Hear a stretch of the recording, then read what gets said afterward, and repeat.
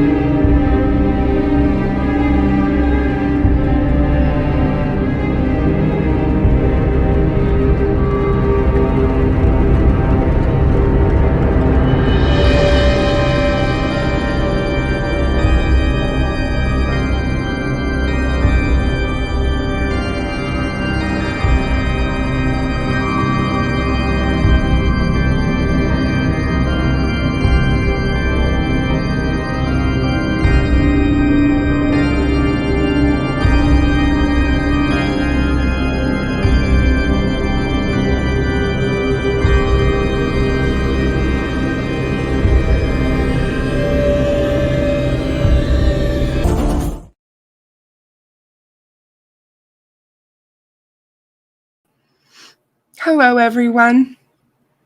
How are you guys doing this evening? Welcome to Behind the Crime Door. I'm Kristen. For anyone who has not been here before, welcome, welcome. Hey, Joe. Good to see you. Hi, Rob. Hey, John. How are you? Hi, Mary Flynn. How are you?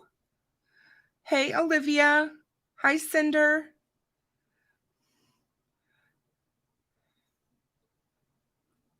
Hi, Fusa. Hi, Louisa.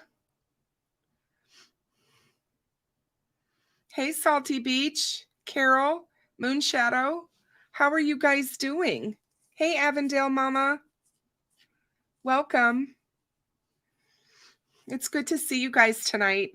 Tonight we're going to talk about Delphi. Hey, Tech Death. How are you? It's good to see you, my dear. We're going to talk about Delphi, DNA, and the crime scene. And we're going to also talk about Evansdale. Yesterday was the 10th anniversary of the day that they found Elizabeth and Lyric's bodies. And it's been 10 years since they went missing and were subsequently murdered. Their case still remains unsolved. There are many people who believe that it possibly is connected to Delphi. However, the state police and the DCI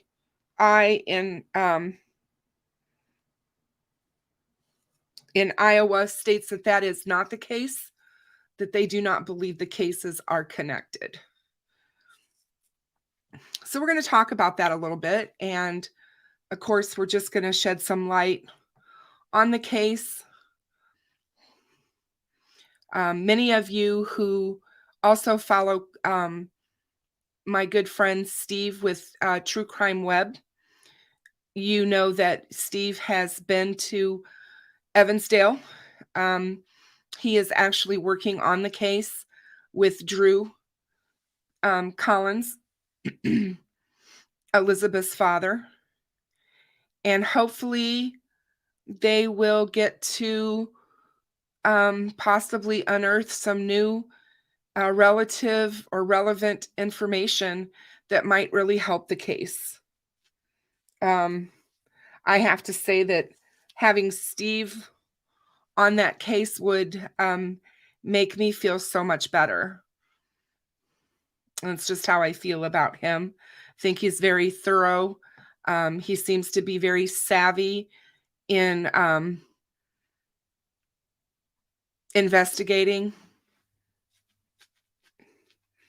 And that's just the little bit that I know about him. So I'm really thrilled about that. It's been kind of quiet over the last few days around Delphi, which I think we're just going to have to be expecting that moving forward and going forward.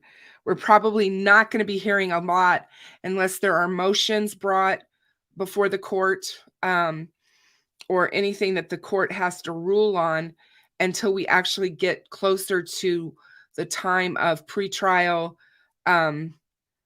court dates and things like that. I do believe that there will be possibly more information that we find out at the bond hearing in February. It's quite possible that we may learn a little bit more evidence at that time. It will just depend, I think. But it wouldn't surprise me. So, a lot of things I'm sure are happening behind the scenes. The prosecutor's office, they're working diligently to get discovery together so that they can get that sent over to the defense teams. That's going to take them a while. There is a lot, and that's a lot of files to have to copy and make sure that you don't miss anything. Because the big thing with these court cases is that it is up to the state to turn over every single thing on the person they're charging this with. So they have to have everything turned over. If the defense finds out at all that there was something withheld and wasn't turned over, that can be an absolute reason the case would be turned over, overturned on appeal if there was a conviction, for sure. So, well, from what I can see, they have probable cause.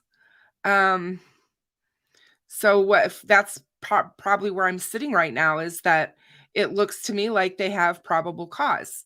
I also believe that they have much more than what we can see. And I believe that wholeheartedly, that they have a lot more evidence than what we've seen. So we don't know much about Rick Allen, unfortunately. I know a lot of people are trying to learn things about him.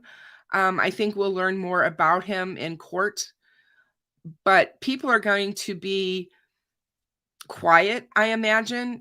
People who knew him or know of him or have interacted with him, whether it be friends or people who worked with him. I just don't see these people talking because the gag order's been put out, not to them, of course, but I think a lot of people will be fearful of talking about it because they really don't want to do anything that might hurt the case. One of the things that I thought was interesting when I was going through stuff this last few days about the case, I was doing a whole bunch of reading. There are a number of people talking about how everything must have played out back in 2017. And one of the things that we're going to look at tonight is Gray Hughes put out a really good video of the probable cause affidavit, and it's an animated map of it. And it really gives you the perspective of how things may have happened that day based on the timeline that we know in the probable cause affidavit and where everyone was at. I keep reading that document over and over again. Hey, Danger Dave, how are you? Welcome, my dear. I keep reading it over and over again because I really am wanting to make sure that I don't miss anything. And there's a couple of things that have just really stuck out to me.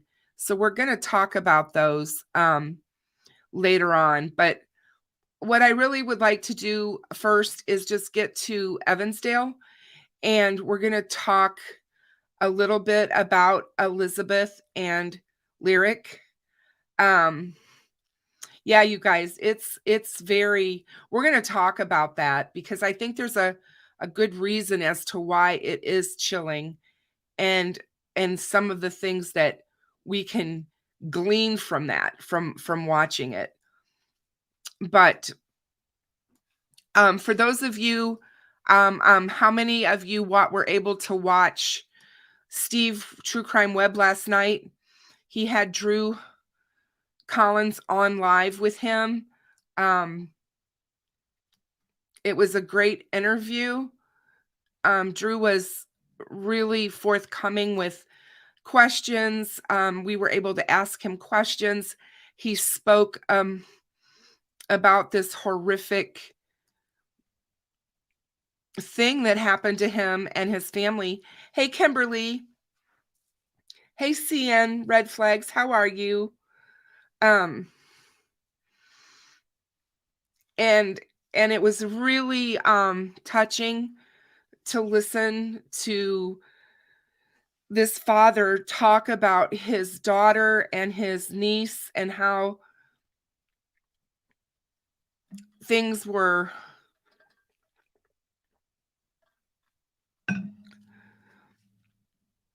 the dynamic between the girls and how they were always together. And it's like they were just really, really close friends. And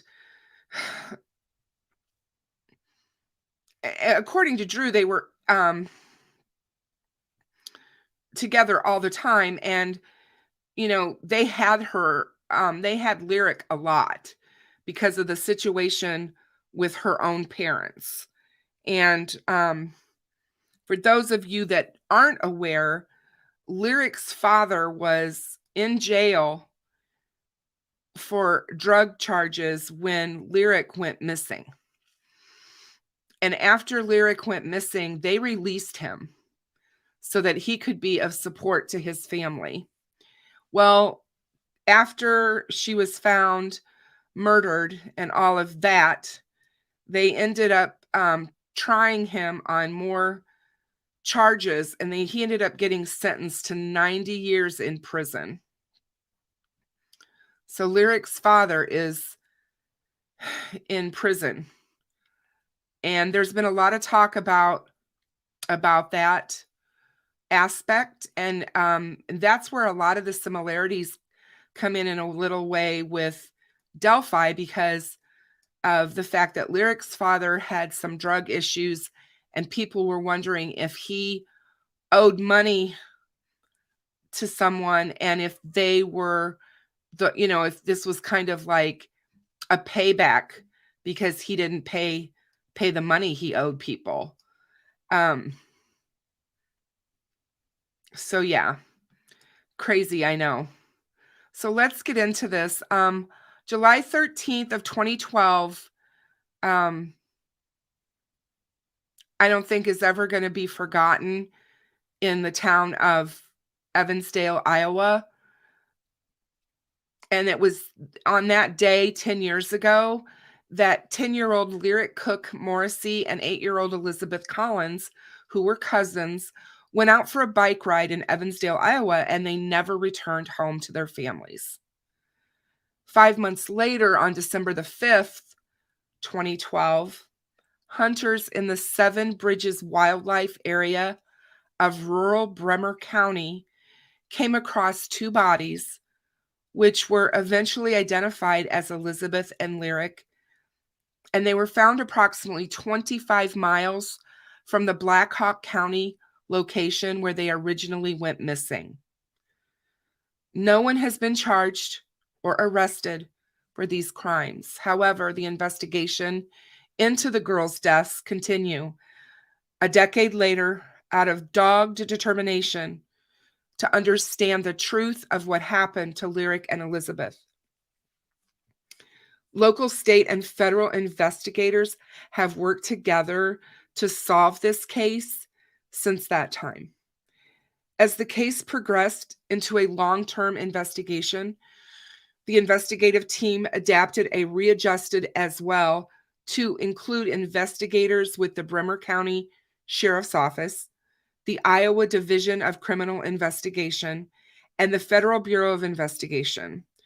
Part of the investigative team still includes agents who were part of the original investigation when it began in July of 2012. Some of these men do not want to retire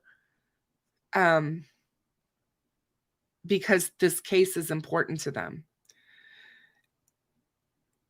As part of this team, intelligence analysts with the Federal Bureau of Investigation Regional Office in Omaha, Nebraska, and the Iowa Department of Public Safety Division of Intelligence in Des Moines were also provided to leverage their analytical capabilities for the large amount of data and evidence that this case has generated. You can just imagine. I mean, Delphi, we're talking only 6 years, but here we're talking 10. As the investigation continues into this anniversary date, the investigative team wishes to acknowledge the significance of this date to the families of Lyric and Elizabeth, the local Cedar Valley community, and the state of Iowa. The investigative team's goal continues to be bringing about justice for these families of Lyric and Elizabeth. And their strategy in bringing about this justice involves regularly evaluating the historical information that is already contained in the comprehensive investigative case file, while at the same time evaluating any new information as it comes in. To date, there have been nearly 2,000 leads in this investigation, including 117 tips provided by the involved public in the past 10 months. Every tip that comes into the established Our Missing Iowa Girls at dps.state.ia.us email address is reviewed by the investigative team and evaluated on its relevance to the case facts to determine whether or not resources, for example, investigators performing interviews, information analysis, should be allocated for follow-up. The investigative team hopes that Iowans will continue to stand with the families of Lyric and Elizabeth, the Cedar Valley community, and the investigative team until the truth is made known.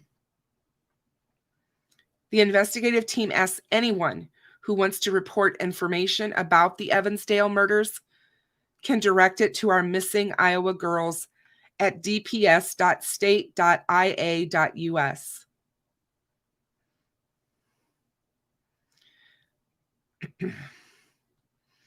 I'm going to put up a photo of the girls so that we can see them.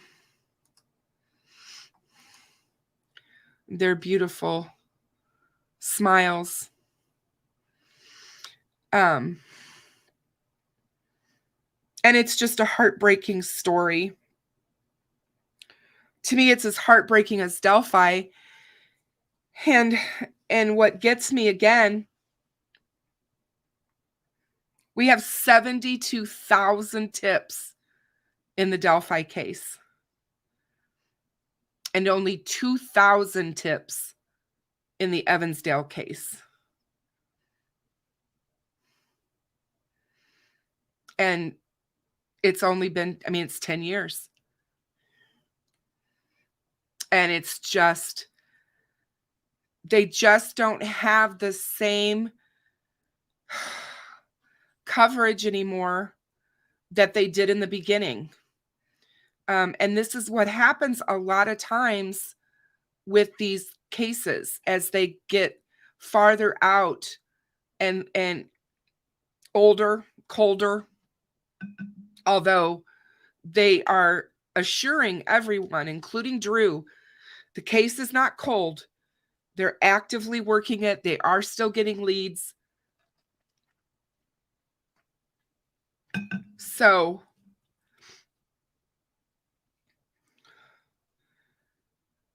it just reminds me again that how important it is that we as creators continue to cover these cases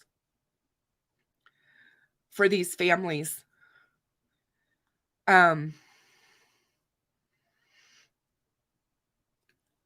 I honestly don't think it's related. I just don't. I believe, sorry, I've got a tickle in my throat. Hey, little daisies.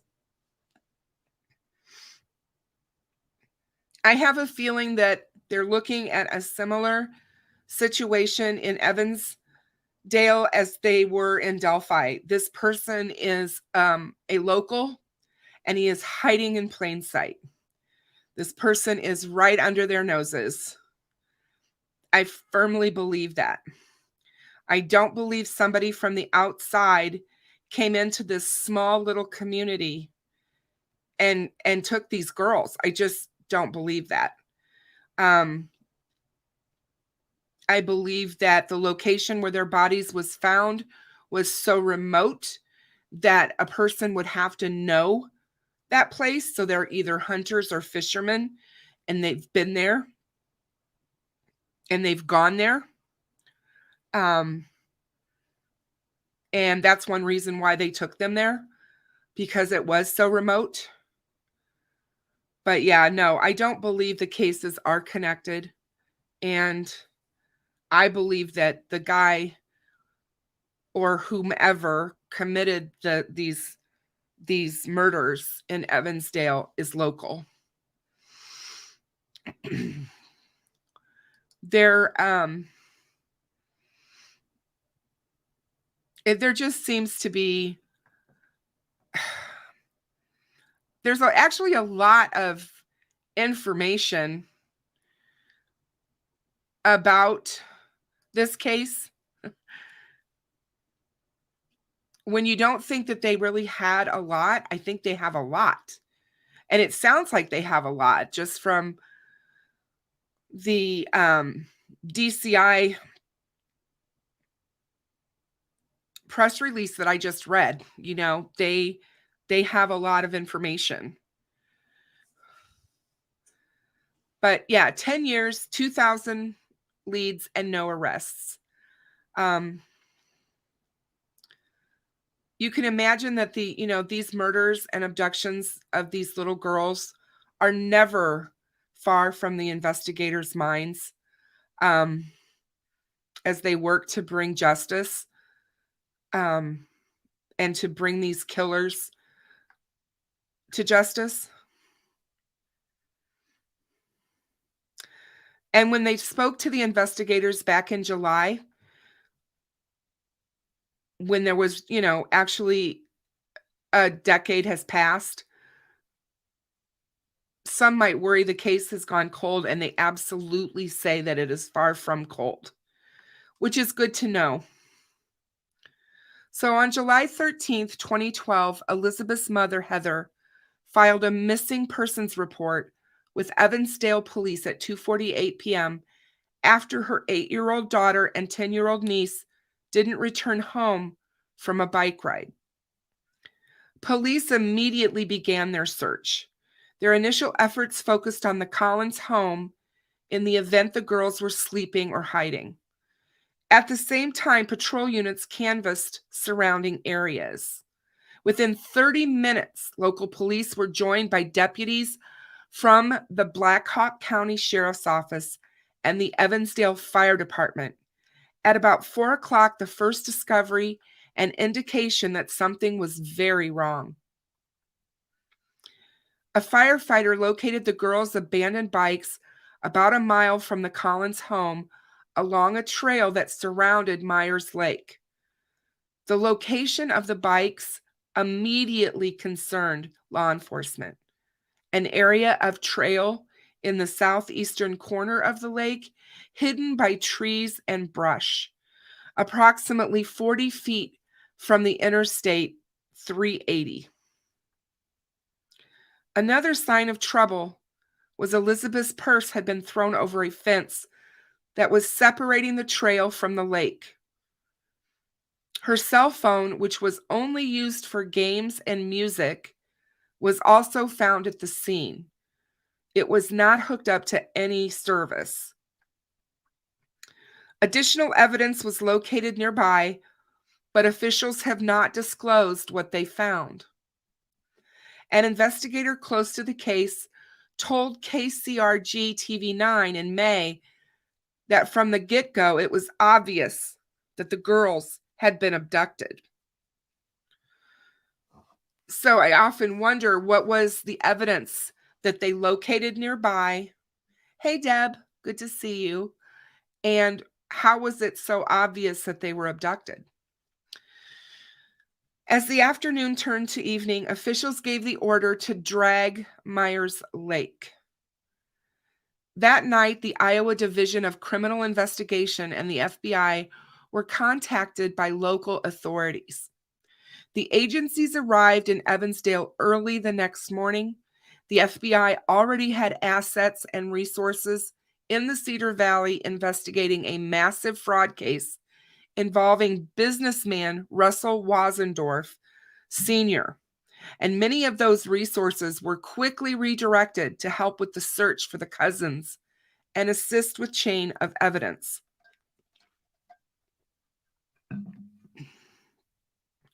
Scott Rieger, the current lead agent investigating the case for the DCI, was among those who responded to Evansdale in the first hours of the search for Lyric and Elizabeth. I was one of the assisting agents that was there the first weekend and then worked alongside our case agent, Mike Rourke-Cassie, Rieger said. Rieger and other investigators questioned family members, close associates, and then turned their attention to known sex offenders in the area. A week after the girls disappeared, the search of Myers Lake was called off. Officials said the girls had been abducted. Investigators looked into hundreds of leads as the search for the girls extended into weeks and then months. Despite their efforts, there were no signs of Lyric and Elizabeth or what happened to them. On Wednesday, December the 5th, 2012, hunters traveled to a remote area of Bremer County known as the Seven Bridges Wildlife Area. At about 12:45 p.m., they made a grisly discovery. Human remains later identified as the missing cousins. Their cause of death has never been released, and investigators said that the information will not be released to the public to preserve the continuity of evidence. Investigators said the location of where Elizabeth and Lyric were located could be a key piece of information that leads investigators to their killer. We do believe that it is somebody that is familiar with Myers Lake area and the Seven Bridges area, said Bremer County Detective Jason Ellison, who was assigned to the investigation in 2017. You'd have to know it was there. you'd have to be familiar with it. You're not going to be driving down Highway 20 and stumble onto 7 bridges.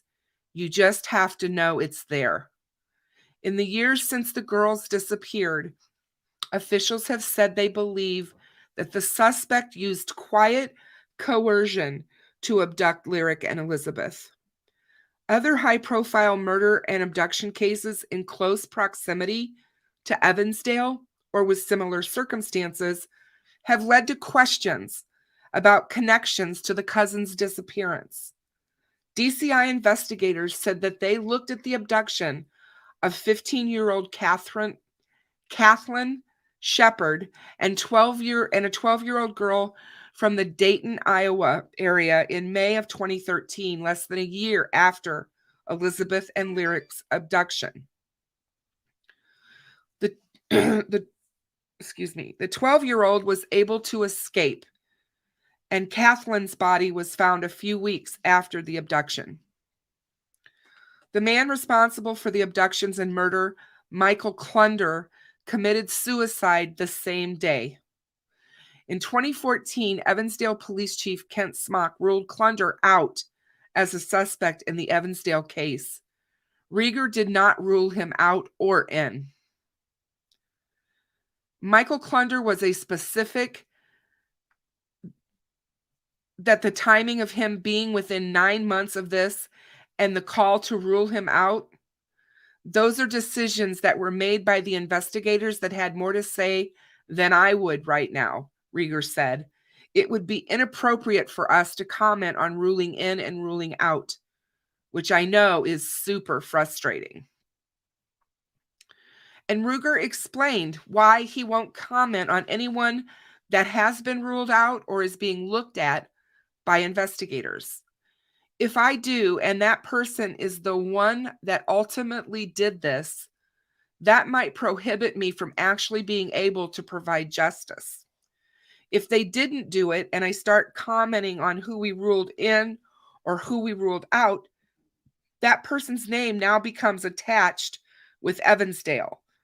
And now I might be causing that innocent person to suffer strictly because I made a comment on their name being affiliated with Evansdale. Rieger said Rieger and Ellison are 2 members of the team who are investigating this case. It's made up of representatives from local, state, and federal agencies, and the team is in frequent contact and attempts to meet once a month to go over new tips and leads in the case. Ellison said they have a wide array of resources, including former investigators in the case that have retired or moved on to different assignments.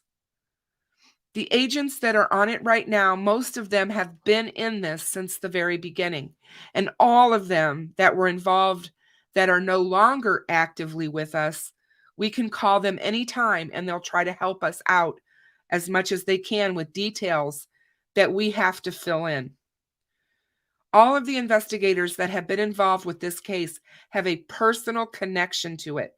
A lot of them were there from day one or within the first couple of days. That institutional knowledge, coupled with advances in technology, gives investigators hope that they're going to make a break in this case. Time creates advances in technology, things that we are able to do now that we weren't able or necessarily able to do back in 2012. He added private companies and labs have offered up new technology to help develop leads in this case. Rieger would not elaborate on what type of technology. More than anything, investigators need the public's help. We want people to come forward if they have information. For whatever reason, people have information that they don't feel like it's worth or worthy of sharing. Let us do our job and get us that information. And it could be that piece of the puzzle that we're looking for or that we need. Both investigators acknowledge the frustration from family members and the public that 10 years have gone by with no arrests. The weight that it hasn't been resolved is not lost on us, and it's not lost on the investigators, Rieger said.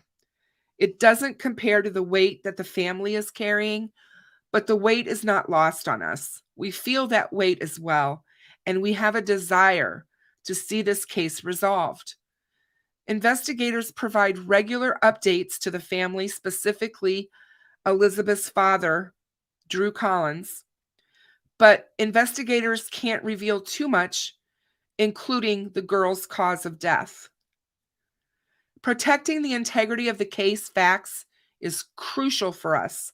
The person that did this and the person or persons that did this and the investigative team are the only ones that can know that. That's the only way that these types of cases get resolved in the long term. What we can let the family know is that it is actively being worked and that we're regularly evaluating things. It can be frustrating because the family wants to know and it helps settle things for them. But at the end of the day, my responsibility is to resolve this case. And it means sometimes you have to fight that tension that you are going to have with the families for the information that they cannot have. A decade after the girls disappeared from Evansdale, investigators believe they are closer than ever to solving the case. We will continue to hit this rock until it breaks. Ellison's message to the killer: you're not going to get away with it. Time is on our side. Now, time is not on their side. There's been huge advances, and those are only going to continue, and it's going to work in our favor. I live in the community. I have personal investment in it, Rieger said. We're not going away, and this case isn't going away. And sometimes big things just break over time because we hit it again and again and again and again. And it's not just law enforcement, it's the community. You're seeing it with Drew. You're seeing it with the foundation. You're seeing with our team and investigators. Rieger said he and his team won't stop until they finally get justice for Elizabeth and Lyric, their families, and the community. We will continue to hit this rock until it breaks. A reward of $100,000 is being offered for any information that leads to an arrest in this case. If you have any information, you are asked to email our missing Iowa girls at dps.state.ia.us or call 1-855-300-TIPS. Now, Drew gave an interview back in the summer, and he was talking about how everything around this case was so intense when the girls went missing that he and Heather just really couldn't focus on their marriage. He feels bad for his other children because he said he wasn't able to give them 100% of himself. And as often happens, in fact, the statistics say that when a child dies, 97% of the time, the parents will end up in divorce. It is a huge, huge stressor on a marriage. And Heather and Drew are divorced now. Drew spends his entire time with the foundation and trying to help dig up leads on his daughter's case. You know, like he said, you wake up every day and it's right there. It doesn't go away. It never goes away. And he feels driven. And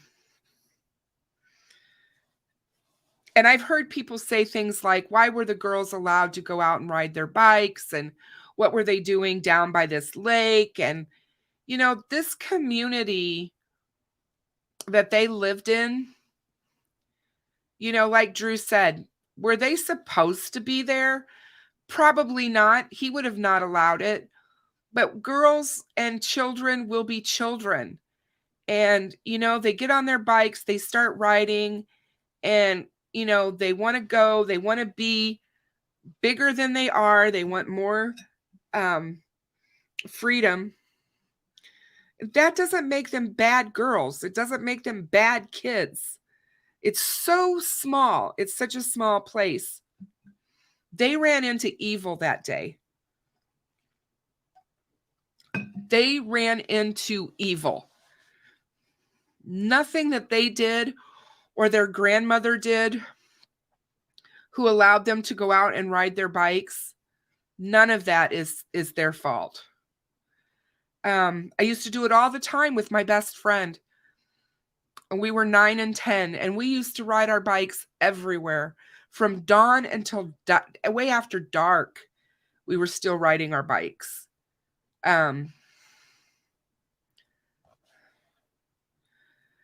Hey, Steve, how are you? So, don't be so quick to judge gently, and especially these families. Because, it's so easy to throw blame. And that's not what these families need. And especially now, Drew needs us to cover this case. He needs us to talk about Elizabeth, to talk about Lyric, and, try to figure out if us talking about it and covering it can help someone remember something. Because ultimately, it's going to take that probably. Like I said before, knowing that Steve is on this case now gives me great hope. Because I know that he is going to work tirelessly in Drew's court to help in any way, shape, or form that he can. And, I can tell you a story about when I was about Lyric's age. And we lived in a very, very small country town. There were only 300 people in our town. 300. That's how small it was. And we had a 3-room schoolhouse and in our city. But anyway, it sat right on the Illinois River. Our city did, right on the river. The barge traffic would go by. We also had, there were creeks around where we lived, and we would go to the creeks, and there was somebody had put up a tire swing in a tree over this creek, and the older kids would go down there and they would swing on the tire swing and have a blast. And I was forbidden to go down there. Forbidden. But I did. I went down there with my brother, and my brother was 3 years older than me. And I went down there with him, and his friends talked me into getting on that tire swing. And I was scared to death because you got on it and you swung, but you had to jump off of it onto the other side of the bank of the creek. And I was afraid. I didn't do it. I couldn't do it. So I ended up stopping and hanging over the top of this creek. I don't remember how many feet up above it I was, but they couldn't reach me. It was terrible. And I ended up in terrible trouble. They had to go home and get my mom and tell her what had happened and that I was stuck on this tire swing. And it was a nightmare. But it was bad. I mean, we weren't bad kids. We were just wanting out to have a good time. And I think I was in second grade. No, I wasn't. I was in 3rd or 4th grade when that happened to me. So, kids don't stop and think about the dangers that are around them, and, um, in a way, that's a good thing to me because I hate the fact that our children in this day and age live in fear as it is already. They're no longer safe in their schools. They're really not safe anywhere, and it really robs them of their childhood to some degree. So, it really does bother me. Um, Iowa is a very rural, state as Indiana. It's very much like Illinois. Illinois is very rural as well, and we have tons of cornfields and soybean fields and agriculture. I mean, without Chicago, you know, really, it's all rural. It really is. Smaller cities. Um, so kids, this is what kids do that live in these kind of places. They get on their bikes and they ride their bikes and they go all over the place. Elizabeth and Lyric were seen. They stopped at a store, at a little convenience store, and they were seen there. And when they disappeared, guys, this was like the middle of the day. This was like around lunchtime. And nobody saw anything. Again, it goes back to nobody sees what happens. And it's because small community, who is it because somebody saw someone and like Drew said last night, did somebody see somebody, but they were so used to seeing that person that it really wasn't a red flag of that person being there? Um, because I do believe it's a local person that committed these crimes um, against these girls. And I agree with the detective that said when he was talking about Clunder about, coming out and just clearing them. I mean, obviously they know more than I know, but I'm like, man, you've got somebody who has already tried to abduct 2 girls after Elizabeth and Lyric. I would certainly think that person would be on your radar for sure.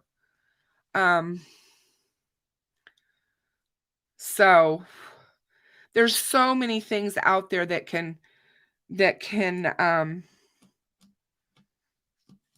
be looked at in this case, and I'm sure that they've looked at a lot. And like they said, they have a lot of evidence. Now, are they looking at, do they have DNA? Are they going to start trying to go the genealogy route with the DNA? I hope so. I would hope that they have DNA of some kind, but we don't know. The girls were found 6 months after they were taken.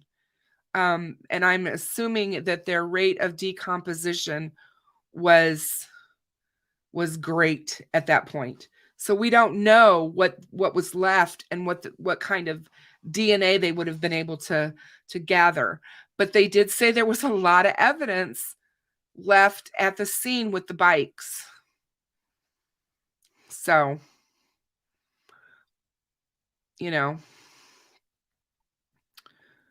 we'll just have to wait, I guess, and see what comes of that. But they're not going to tell us much. They're not going to talk about. Hi, Sally Hiller. Love that song. Hey, Rosewood, how are you, my dear? Good to see you. But yeah, I wanted to cover them. I covered them. Oh, I made a video for them back in July around the anniversary. It's on my channel if you want to go look it up and watch it. Because Elizabeth and Lyric have always been on my radar because of me living so close. They were always in the news here, and especially in the beginning when they first went missing and this case was first new. It was on our news a lot. But again, I am just flabbergasted that it's been 10 years and there's only 2,000 tips. And we've got 6 years, going on 6 years with Delphi and 72,000 tips. I'm just floored by that. And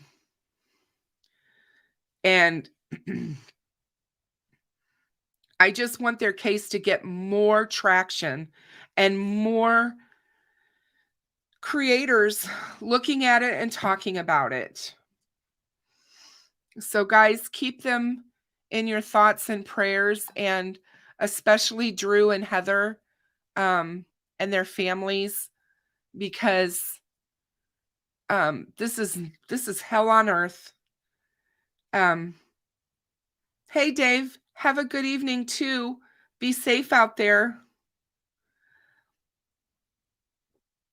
What these families go through and what they have to deal with, I wouldn't wish it on anybody. It's just terrible. And like I said earlier this week, or on Saturday when we were on,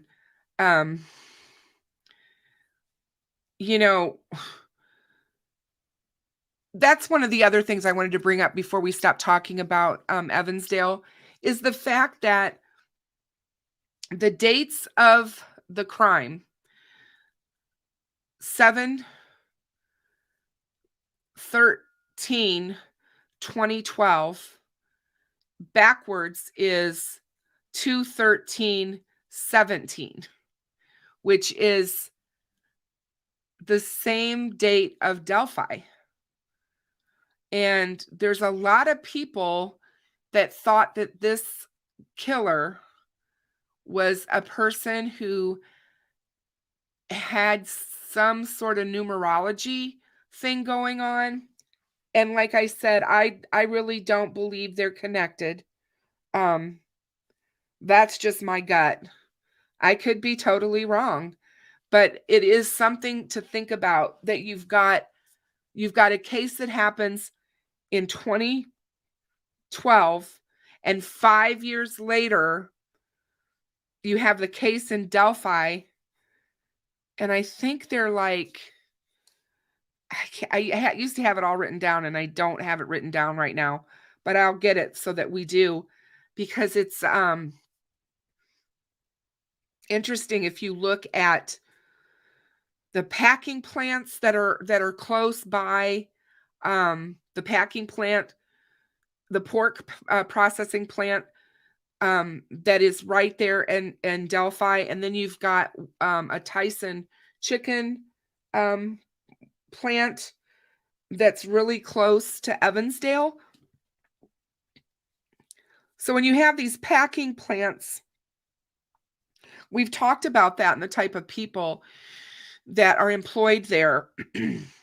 And so all of that's been talked about over the years as well, with the connection, not just the dates. But yeah, they are similar. The girls were on a trail. They were on a bike trail by a lake. They were found in a nature reserve in the woods. They were taken in broad daylight around, a little after noon. So basically around the same time frame. Yeah, they're just a lot. So it's very understandable why people think there's a connection, because there are so many similarities, but I definitely don't believe it. I I just don't. I think this person is local to Evansdale. And I think that that's what they're going to end up finding, and that he has lived amongst them the same way that the Delphi killer has supposedly done as well, lived amongst them. So, moving on to Delphi.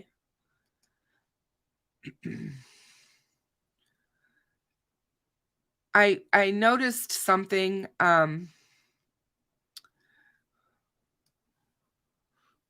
when I was going through everything.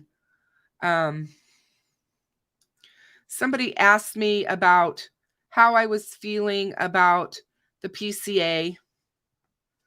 And people ask me that all the time. And I also get tons of emails with that kind of information as well. Well, where they ask me, what are your thoughts on this? How do you feel about that? Given the totality of the evidence that's in this PCA, the probable cause affidavit, I believe that they definitely had probable cause to arrest Richard Allen. And I believe that they have enough evidence to show his guilt. For sure. I think that there's going to be more evidence than what we know of, because I don't believe any prosecutor would ever put their entire case in a probable cause affidavit. They're going to hold back some of their most important evidence, if at all possible, without having to reveal that until trial, or through discovery. They don't want the case tried in the court of public opinion. And when you let all the evidence out there, that's what happens. And then you start tainting jurors, because people hear this, read about it, and then they start getting biases built up in their head. And we all know that this case has so much bias around it already. Hey, Mrs. Thang, good to see you. That it's crazy. So,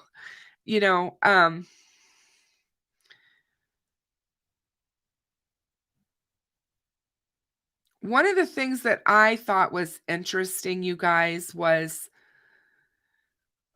the fact that from everything I read in the probable cause, that Richard Allen actually came into the ISP post on the 26th of October.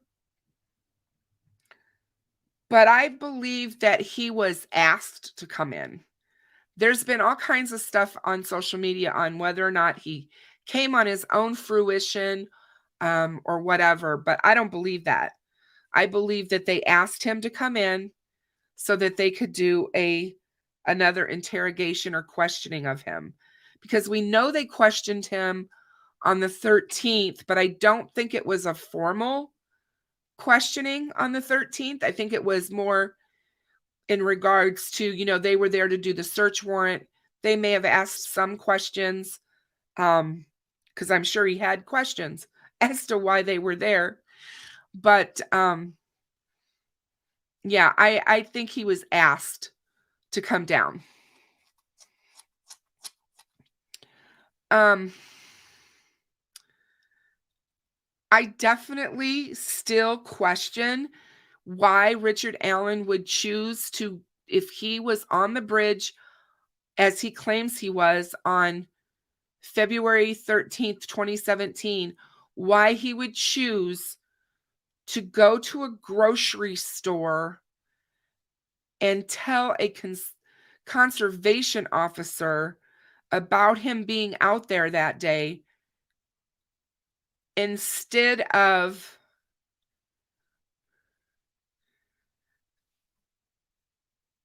him going across the street to Tobe's office because it's right across the street from CVS where he works. You can see the CVS building from Tobe's office window, I'm sure. Now,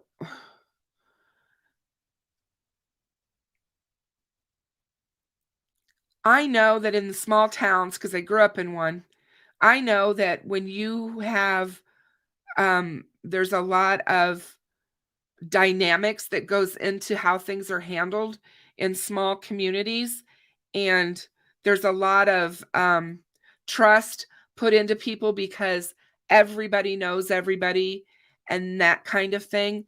But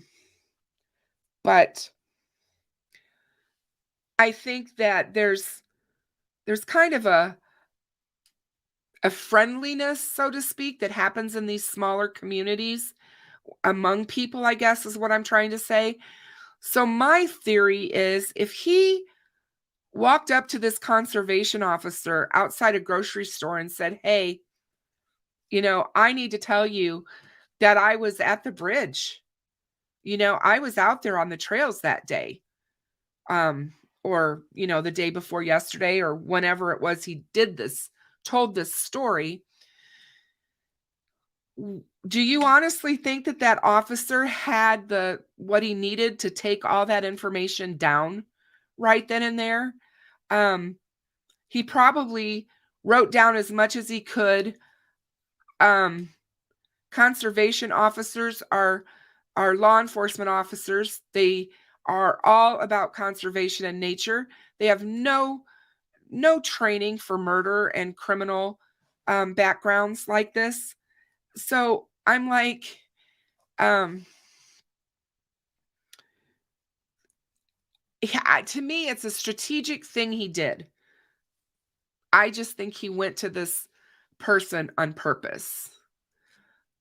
There was a reason he did not go to Tobe Lesenby and tell him that he was there that day on the bridge. And he was hopeful that they weren't going to see him as a suspect and maybe more or less see him as a witness.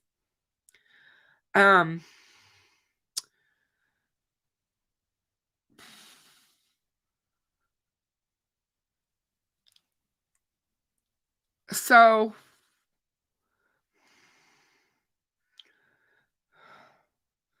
what happened during the time that they did the search warrant on the house and they got the car and they got all the evidence out of the house, and the time that they brought him back in on the 26th?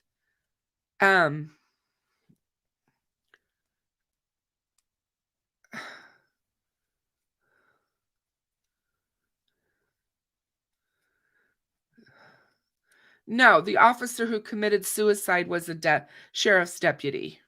He wasn't a conservation officer. But,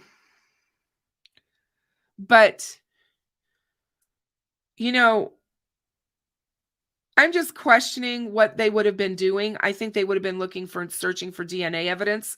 They would have been searching for any kind of trace evidence that they could have garnered off of any of the stuff that they took out of that house. No, little daisies, it was not a CO that committed suicide. It was a sheriff's deputy that committed suicide. And I think that they were looking, they're obviously going to be looking for any kind of evidence that they can get from any of the items that they took away from that location. But you could still, unbeknownst to him, you could still get DNA from his car. And if he was muddy and bloody that day and had to get in that car and drive home, he left forensic evidence in that car. Unless he's magic. I can't imagine if he was muddy and bloody that he wouldn't have gotten it in the car. And I don't care how much he may have cleaned the car or vacuumed the car or shampooed his, the carpeting, or I don't know if the seats were fabric or if the seats were leather, but either or, it's you're going to have stuff there. I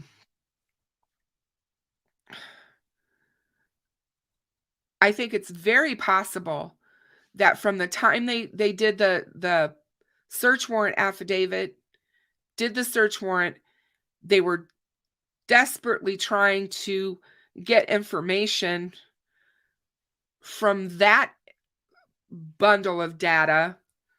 They already had the unspent shell, so they were quick to take that and test it with his Sig Sauer P226 that they took from the house, and they were able to match that.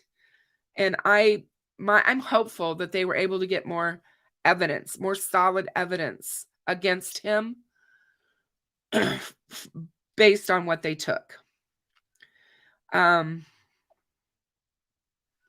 they definitely didn't want to show all their cards. And I don't believe that they are going to until the discovery is done. I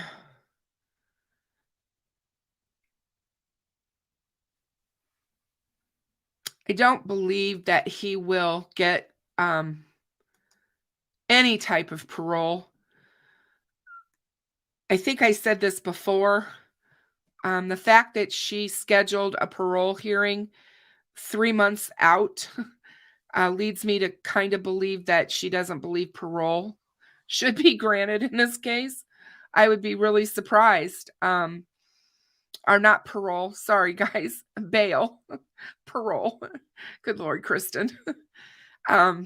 So I think that when we do get to the bail hearing, there will be more evidence for sure.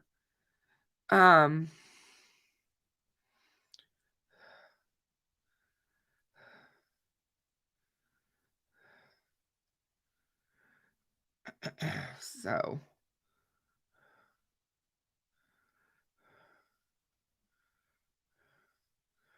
but anyway, hold on a second. I'm looking up something here.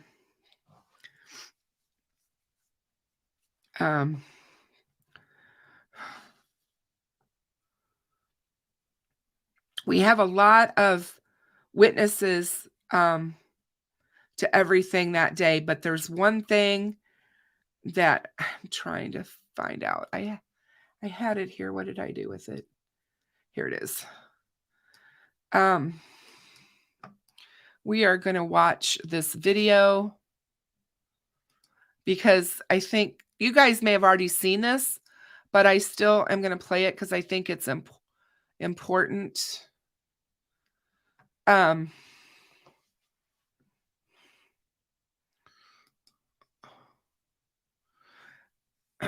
So give me 1 second while I share my screen with you. So Gray Hughes did a fantastic, absolutely fantastic video. It's an animated graphical representation of the probable cause document. It is so amazing. And when I saw it, I had to go back and watch it and rewatch it and watch it. It's 6 minutes long, but I think it's worth watching. So here we go. We'll discuss it when we're done.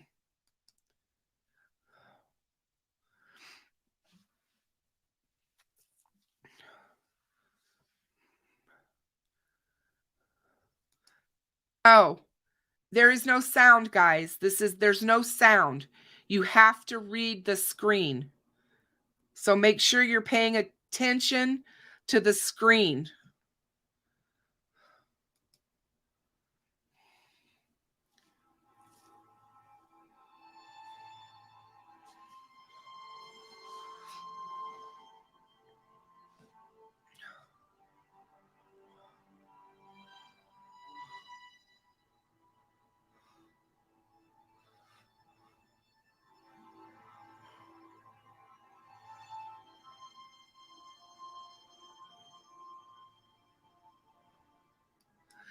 So these are the 3 young girls that were the witnesses at the end of Freedom Bridge that actually saw Bridge Guy as he was coming onto the trail. Watch the time.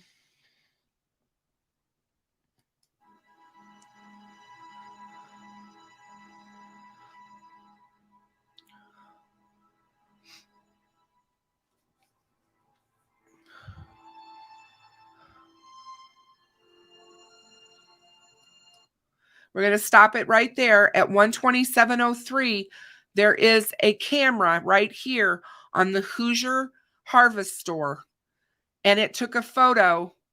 It took a picture of this car, which is the suspect's vehicle driving by. So this is Richard Allen's vehicle.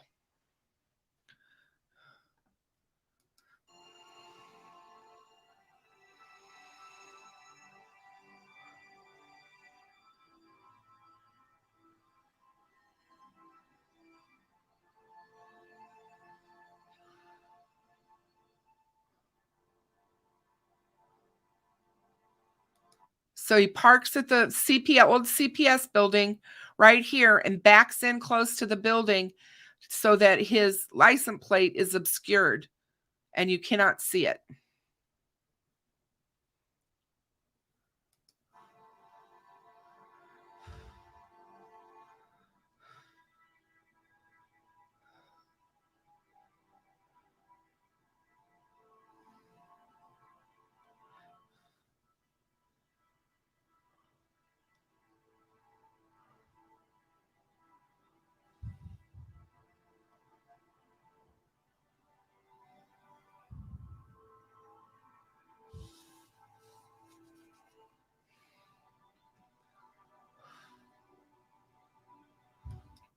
Here comes the suspect right here in black.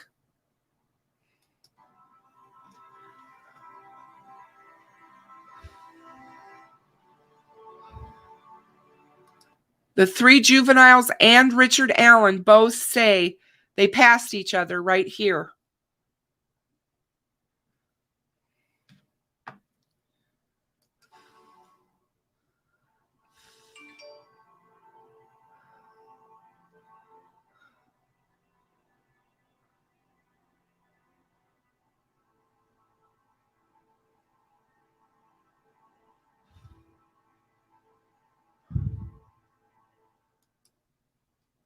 So Kelsey's car drops off Libby and Abby just before 1:49 p.m. and they passed the Hoover Harvest Store. She does at 1:49. So they know it was right before then. And this car that's here is parked and that person is here. So this is the witness that's walking down the trail heading towards the bridge.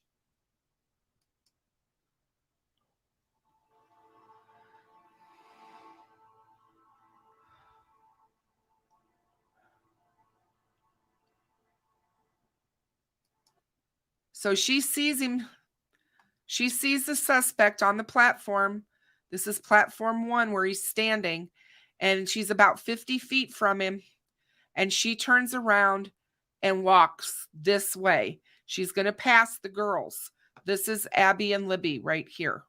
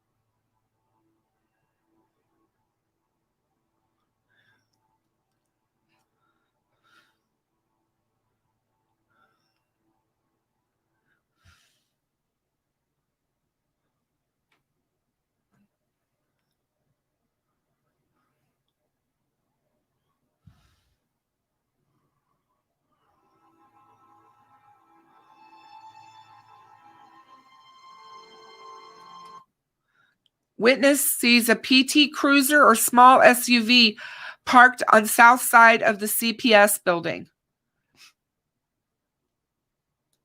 And as you can see, it's 211, and he's coming towards them.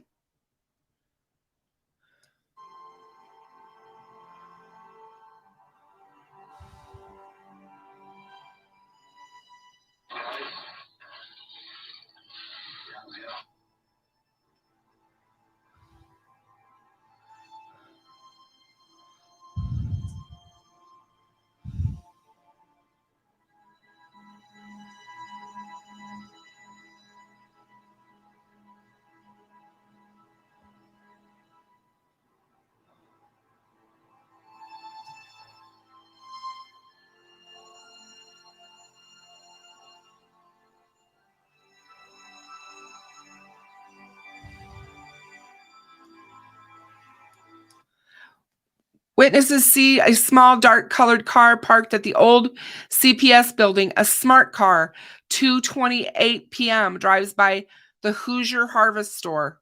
Another witness.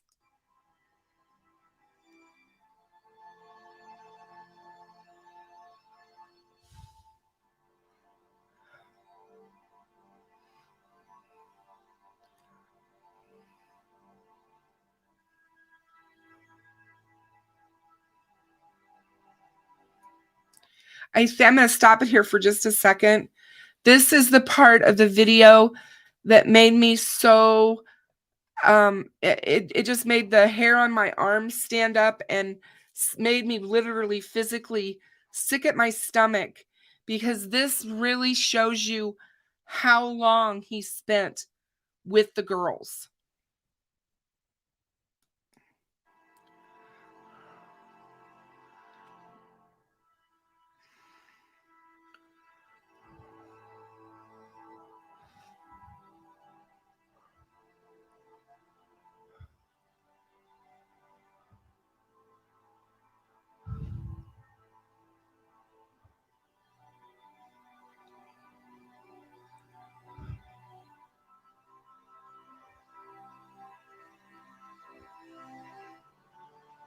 I'm going to stop it right here, because at 3:11 is when Derek is trying to reach Libby by phone.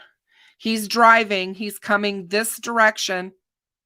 He's coming from this direction, and he's driving to the bridge.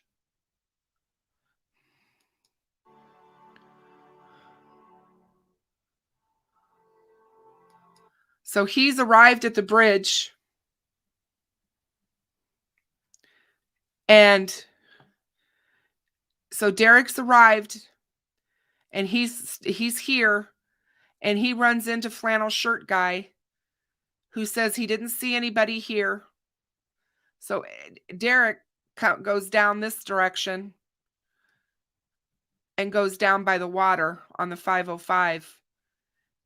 And what's so sad and horrible about this is he's still with the girls, guys, over here in the woods, when Derek is here searching for them. Ugh.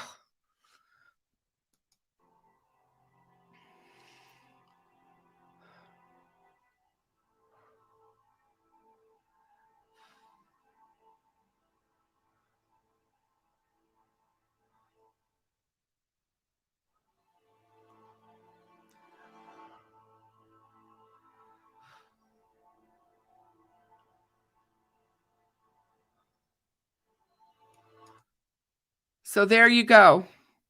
He was with them for almost 90 minutes.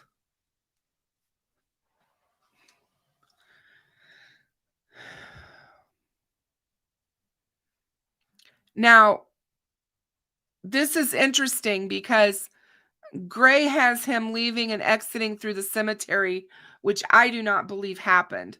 I believe he went this way and came right. I think he went just like this and came right out on that deer path right here, close to, and then stayed within the trees and stayed within the trees and came out here. He either came out here at this area where the girls were dropped off and was walking on 300, or he continued in the trees and walked and came out somewhere past the Hoosier Harvest Store. But my feeling is they've got him on camera here. I believe they have him walking. So that's me. That's what I think. That's what I think.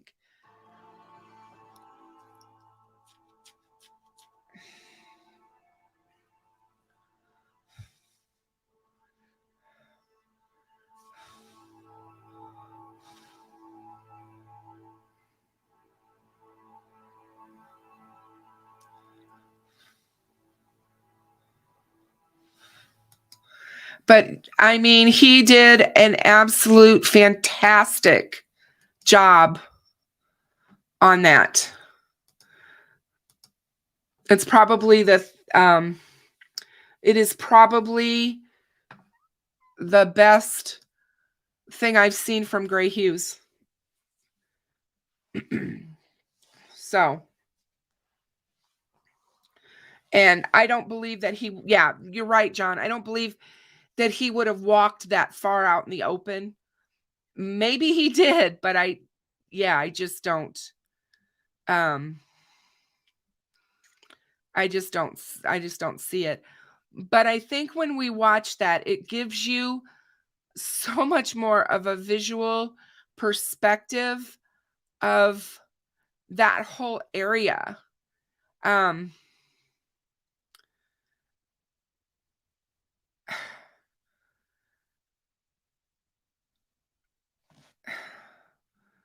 I don't know.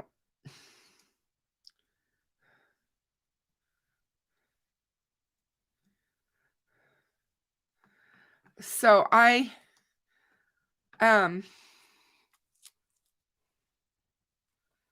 was I going to say?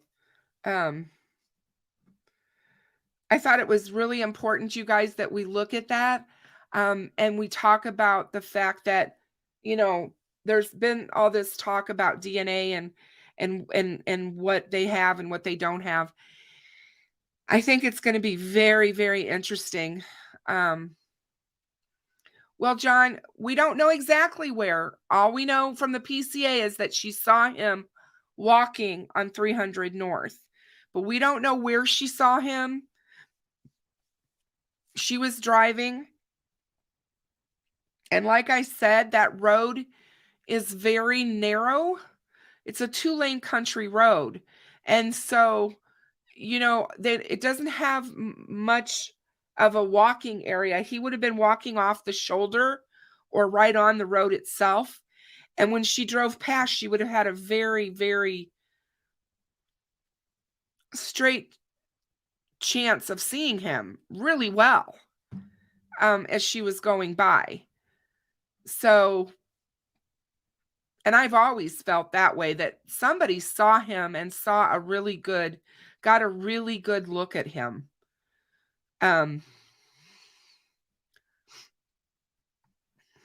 So,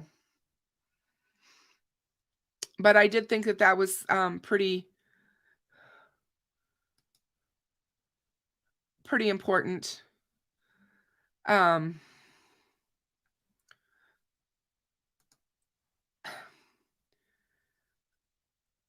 There's so many eyewitnesses that we didn't know about until the PCA came out.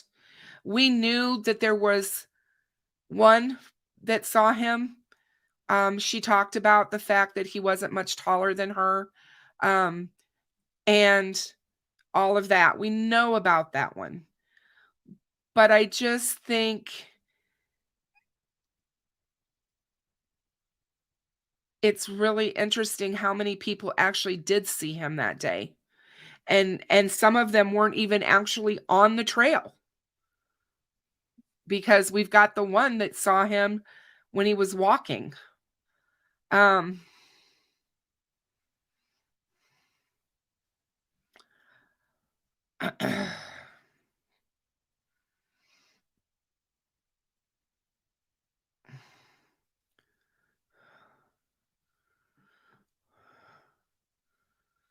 And I had somebody leave a comment on my my last live about how can I stand so strongly with the families and still be objective about the case and the facts. And all I will say to that is that these families have been through hell and are still going through hell. And um, to me, it's a no-brainer. um, I stick with the side. I side with the families always in this.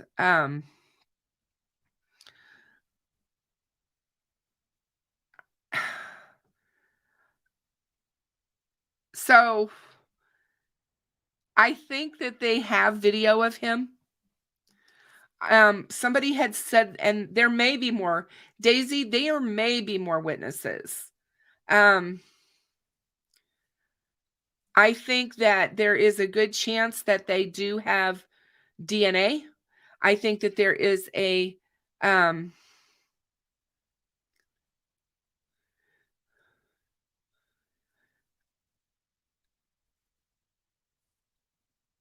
I think there's a chance that they have fingerprints or a fingerprint.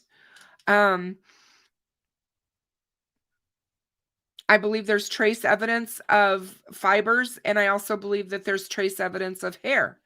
So, are they able to match any of that? I say that they probably have been able to.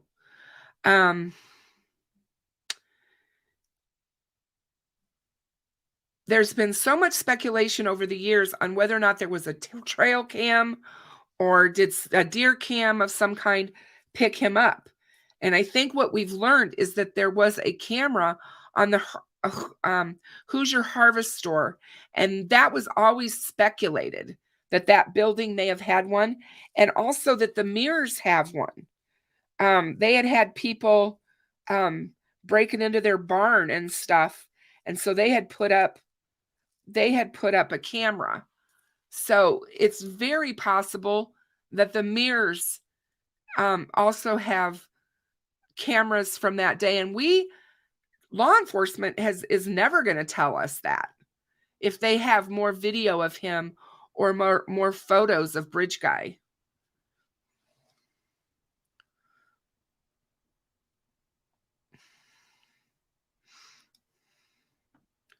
Um,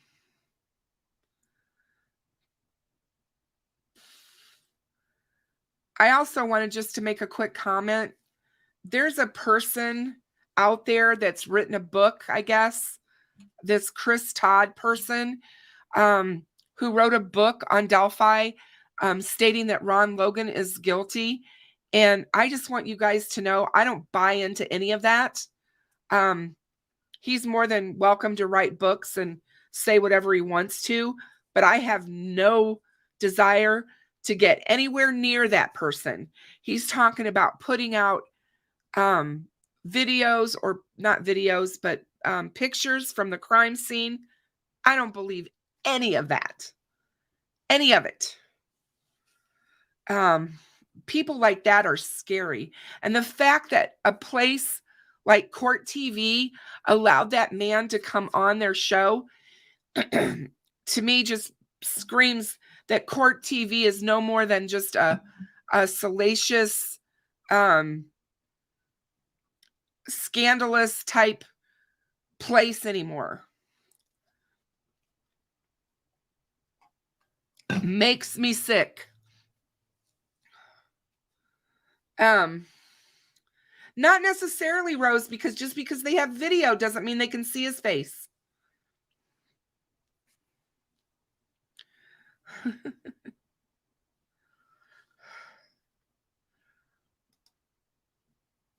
Hi, Lisa. Thank you for that. Lisa says, I'm a metal worker, and if it is a brass cartridge, the steel tool marks are distinctive. Yes, they are.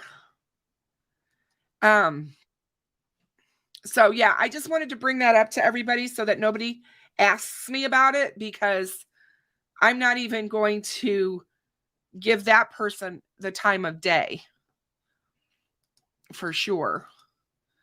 Does anybody have any questions or anything that you guys would like to ask or talk about when we're talking about this?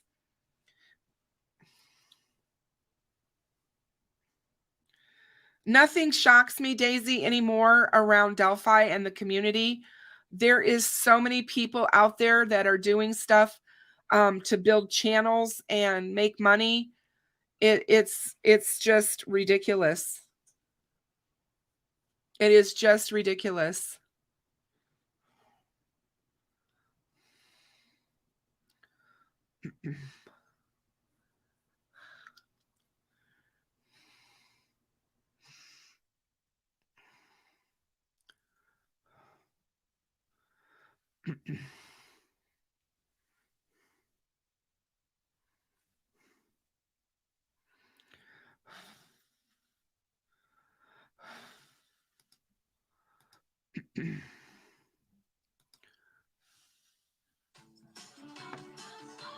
Sorry about that, guys.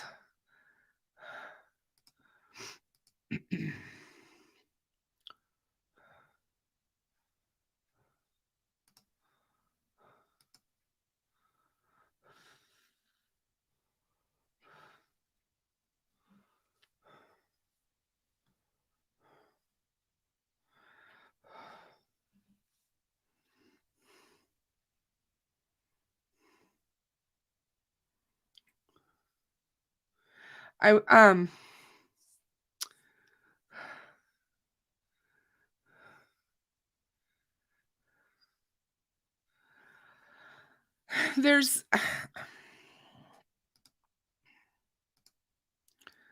a lot of people that cover Delphi in the YouTube community. I have been limited, I should say. I've only been covering Delphi on YouTube for 9 months, you guys. So it seems like it's been forever, but only 9 months. And John, I think so, or he would not be allowed to be the prosecutor on the case. That doesn't mean he's got any experience with it. I still say they need a special prosecutor appointed to this case.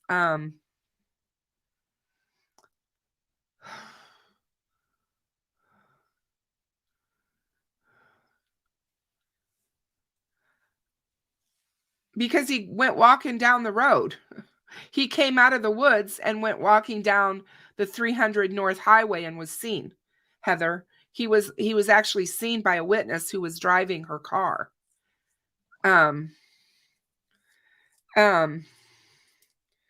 So that's how I think.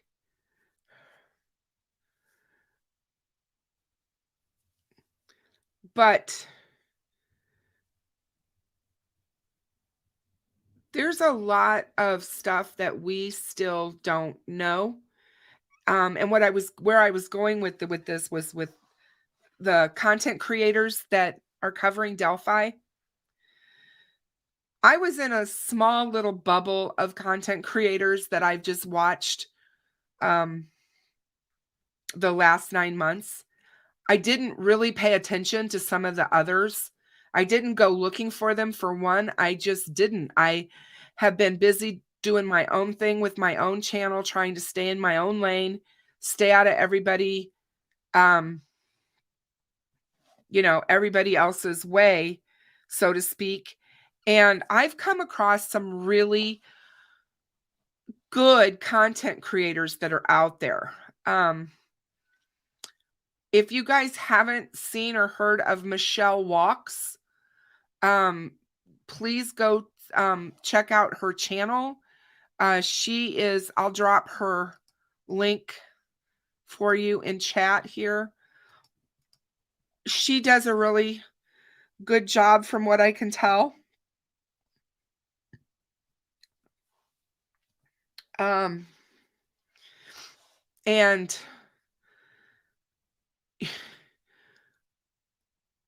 she's really thorough and she does a really good job. Um, I think that one thing that you have to realize is that, um,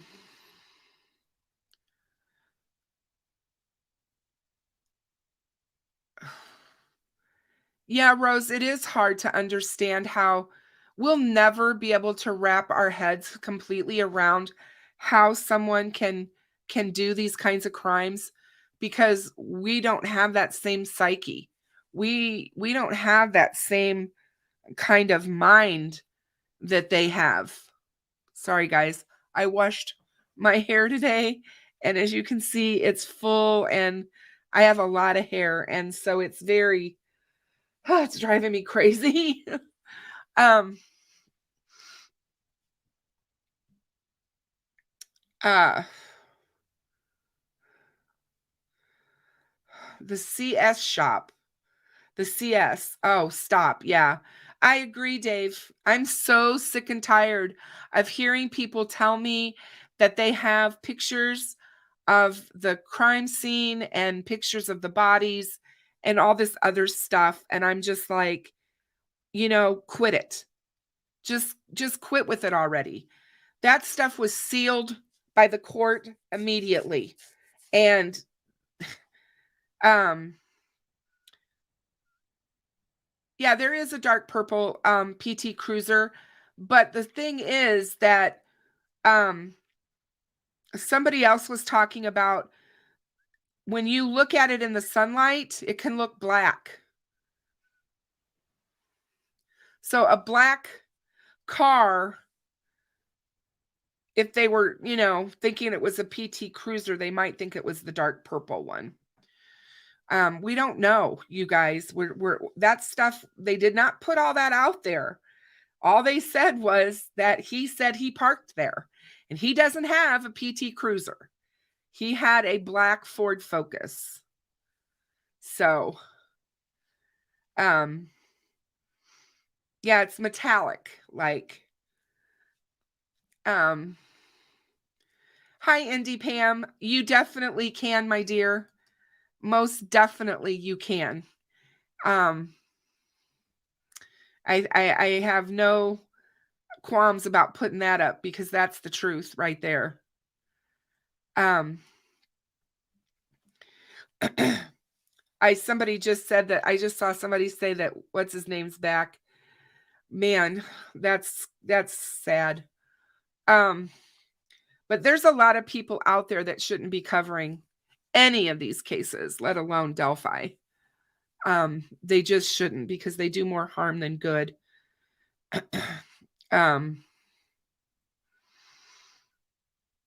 So and it does, it's heartbreaking. And it could be. I mean, if there was another car parked there, you guys, or say there was one parked alongside the road and one parked at the CPS building, then yeah, they are not going to release that in the PCA. They're going to keep that information under wraps. And that could be why there's two sets of witnesses who say one saw somebody all in black, including black boots, black jeans, all of that. I mean, that's very, very possible. We just don't know. We just don't know. So, from what I understand, Kegan Klein's grandmother had a purple PT Cruiser. So, it was his grandmother's car.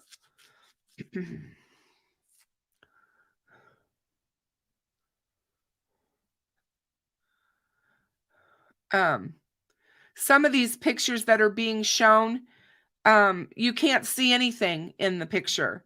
You can make out anything. Whatever you're wanting to see is what you're going to see. It's similar to when you look at clouds. So I'm just over it. I'm just like, I don't know why people feel the need to do that, or to feel like they know more than everyone else. I don't know. Because that's what it feels like to me.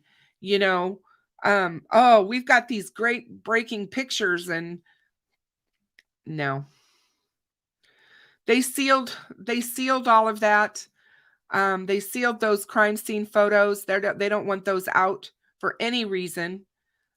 Just for the same reason that they don't want people releasing information about the crime scene, let alone the photographs, because the killer's the only one who knows that stuff, or should know that stuff.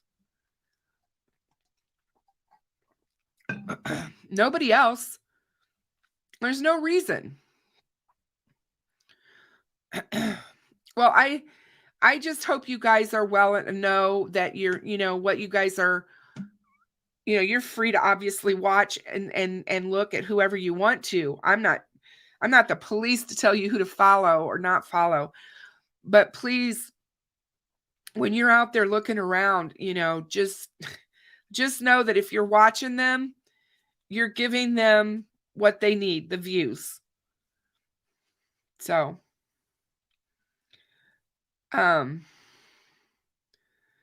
it's just, we're going to hear enough bad things. I think we realize tonight, when you see the fantastic video by Gray Hughes Investigates, the how long Bridge Guy was with the girls, your mind goes everywhere with how long he was there. Yeah, I don't think they should ever be released.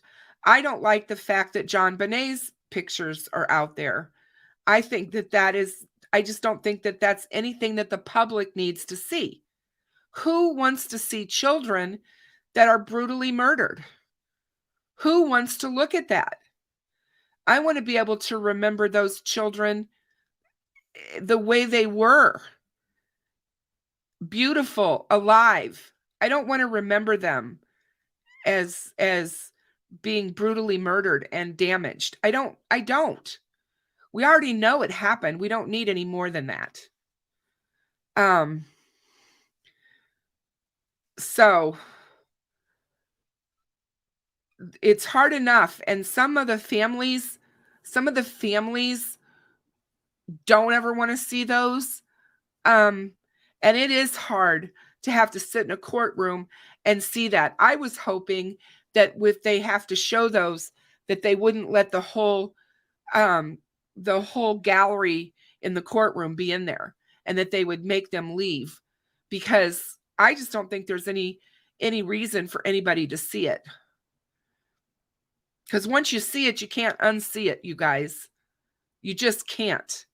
And if you think for 1 minute that crime scene didn't affect all of those officers that had to witness it, they've all got PTSD from it. But we'll just have to wait and see what this judge does. I don't think she's going to take any crap off of anybody. And I think that that's why she went ahead and told him to be quiet. She wasn't happy with the little press release fiasco that the defense was trying to do, because all they were trying to do was taint a jury. So it'll be interesting to see what happens with the change of venue, because that should be coming. I think we should be hearing something about that. I don't think they're going to wait forever. They should be figuring that out and getting the change of venue. Either they're going to allow it or not allow it, because they'll have to make plans for that. So those are things that we will probably still be hearing. And remember, guys, I said this before months ago, they may have seated a grand jury on this case. We still don't know. And the grand jury may have gotten evidence. So it doesn't necessarily mean that the grand jury was seated against Richard Allen, but they could still be seated. So those are all things to kind of keep in mind when we're thinking about Delphi. And like I said, and the crime scene. I wanted to talk about it tonight because I cannot believe that there's somebody out there trying to talk about the state of the girls and all this stuff and what he did to them. And I'm like, let that come out in court. We don't need to be talking about that right now. So I totally and absolutely understand, Rose. It's not something that anybody should really want to see. Well, guys, I'm going to get out of here. I wanted to tell you again that I am working diligently on my Saturday show. For everybody who wasn't here and didn't know before, I am going to be covering the Kaylee Anthony case with my daughter and with True Crime Maria. And we are going to go over both of the documentaries that have been out on this case. Obviously, Casey just had one released. I do want to let everybody know, because I've done a lot of research already on this, and Casey had no control over the documentary that was just released. She didn't have control. So I just want everybody to understand that going forward. But we're going to look at everything, and and we're going to talk about it. And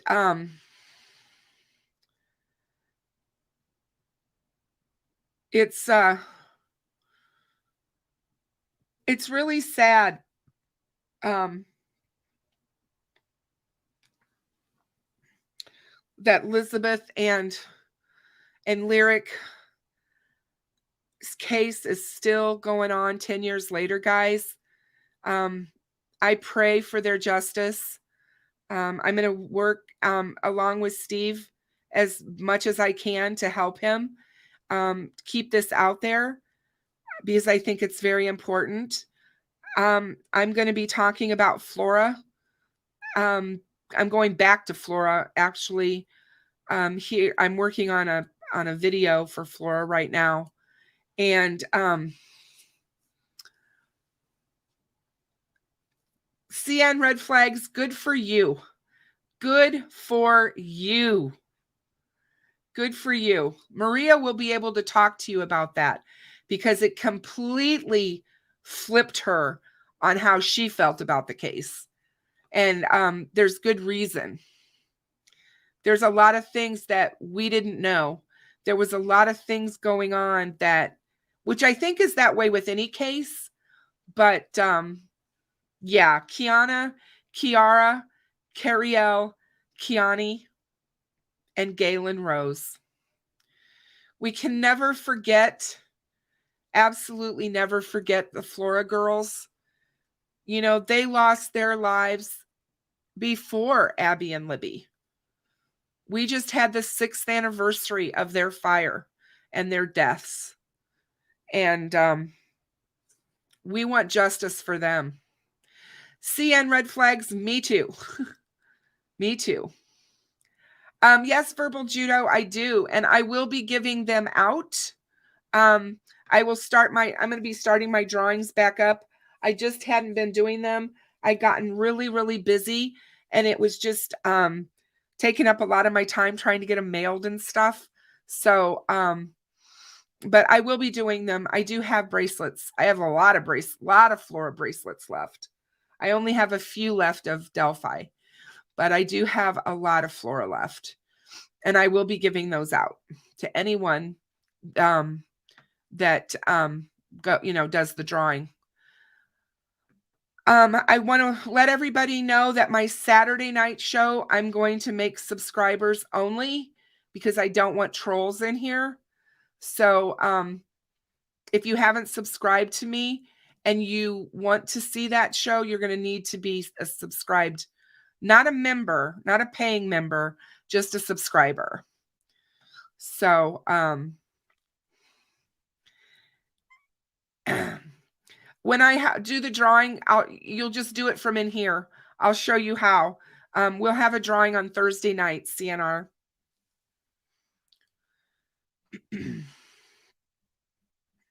John, thank you so much for being here. I don't know what happened to all my moderators. I just don't get it. I'm not sure what's going on with my mods. I mean, I realize that it's the holidays and Christmas and everything, but yeah, I'm not sure what's going on. So, but I do appreciate everybody. Deb, thank you for being here and helping John and Tech Death wherever you are. Thank you so much. I'm glad it was a relatively calm and quiet night, and we didn't have a lot of crazy people in here. So, oh, Daisy, good. I'm glad you do. I love mine. I wear them all of the time, so I never take them off.